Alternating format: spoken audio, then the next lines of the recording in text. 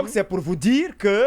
et ça se passe au ministère de l'enseignement supérieur. Technique et professionnel. Heureusement, justement, le ministre s'est rendu compte, et au moment où je parle, selon mes sources, il y a plusieurs cadres, sinon tous d'ailleurs, qui sont suspendus parce qu'il semblerait que c'est tout un réseau. Bien évidemment, il semblerait que c'est tout un réseau, mais on ne communique pas dessus. C'est ce qui est mauvais. Oui. Le ministre a pris le courage de mener ses propres enquêtes, de se rendre compte que les faits existent et que c'est un réseau, c'est une chaîne, mais malheureusement, il n'y a pas de communication officielle. Qu'est-ce qu'on a envie de faire? Le ministre a gardé à ce niveau. Il a compris et qu'il aurait suspendu des cadres. Oui. Pourquoi on ne communiquerait pas dessus? Est-ce qu'on a envie justement ministre de couvrir Alpha Bakar, il faut communiquer. Est-ce qu'on a envie de couvrir les gens? Est-ce qu'on a envie de régler ça à l'amiable? Il a fait un communiqué. Absolument. D'accord. S'il y a un communiqué, c'est récent. Et c'est ce qu'on attend.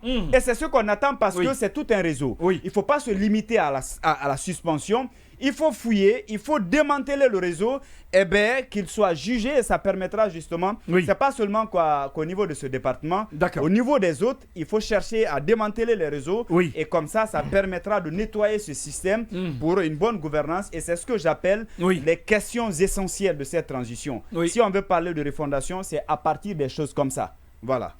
Baïla va compléter. Il dit qu'il a le communiqué de Alpha Bakar. Effectivement, il y a le communiqué du ministre en question qui, effectivement, en 3 points. Le premier point donc indique que c'est avec beaucoup de regrets que les critères de choix des lauréats devant bénéficier des bourses pour le Maroc ont contenu certaines irrégularités et que suite à ces informations, une commission de travail a été constituée et ensuite sur la base des informations recueillies, une suspension des cadres a été décidée. Et je suis d'accord avec Sékou. De toute façon, la corruption, le niveau de corruption aussi dans lequel est plongé la Guinée, il ne se résoudra pas du jour au lendemain, quelle que soit la volonté politique. Parce que déjà, la corruption, on ne peut pas totalement la balayer, mais nous, on était tellement embourbés que ce n'est pas du demain la veille que ça va arriver. Simplement, je constate quand même qu'aujourd'hui,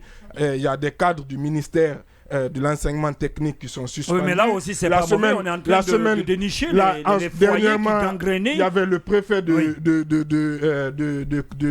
Sigiri aussi qui a été limogé pour ça fait partie des sujets. Des soupçons de corruption. Le ministre des Transports et des Infrastructures, dont plusieurs cadres aussi ont été suspendus d'abord, puis limogés, pareil, pour des soupçons de corruption. Sans oublier le préfet aussi de Kankan, bien que ce ne soit pas la corruption, qu'il ait quand même été démis de ses fonctions. Non, pas démis de ses fonctions, justement, poursuivi et condamné à du sursis suite à des propos ethnicistes.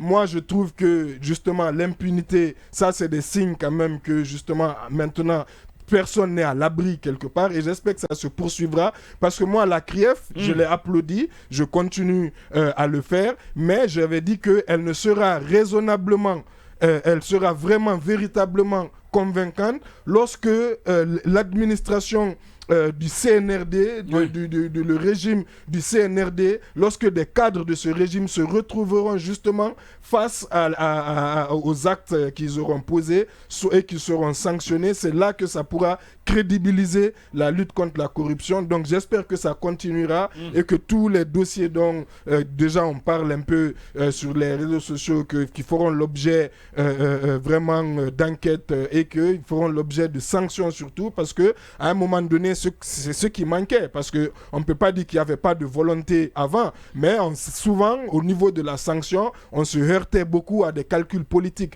et c'est ce qu'il faut stopper. Donc moi je trouve que c'est un bon signe quand même. Oui, c'est un bon signe. Il y a Al Soiré, le directeur des programmes du groupe Diamant Média, qui écrit qu'il dit attention, il y a communication depuis 2 voire 3 jours. C'est ce que Baïla vient de nous dire tout à l'heure par rapport au communiqué. Acceptez qu'on avance. Il y a. On est vraiment pris par le cas du ministère parce qu'on s'inscrit dans ce qu'on appelle désormais la rectification et la refondation la rectification institutionnelle et la refondation de l'État.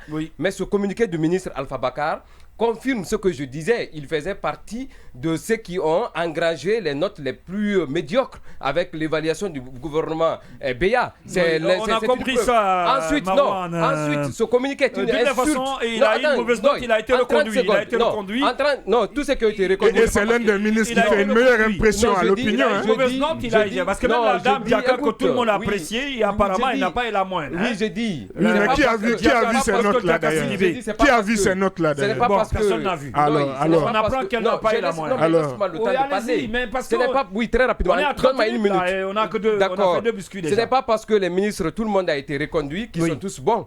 Donc, même, vous savez, même en classe intermédiaire, il y a ce qu'on appelle le repêchage. Même les médiocres sont repêchés parfois. Donc, c'est ce que, pour ne pas humilier tout le monde, il faut repêcher aussi les plus.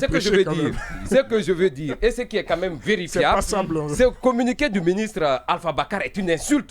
Ni lui, ni son secrétaire général, personne des deux n'est informé de ce qui se passe. Donc, ce qui veut dire les deux ne méritent pas d'être à la tête de ce département. Parce que ce communiqué, c'est comme si lui, il jouait aux petits innocents, c'est comme s'il n'était pas concerné, alors qu'il est venu pour corriger toutes les imperfections du passé. Donc, je pense que le colonel ne doit pas trembler pour cette fois-ci. Il faut aller en profondeur, parce que cette magouille-là, elle ne trouve pas, on ne parle pas d'embranchement.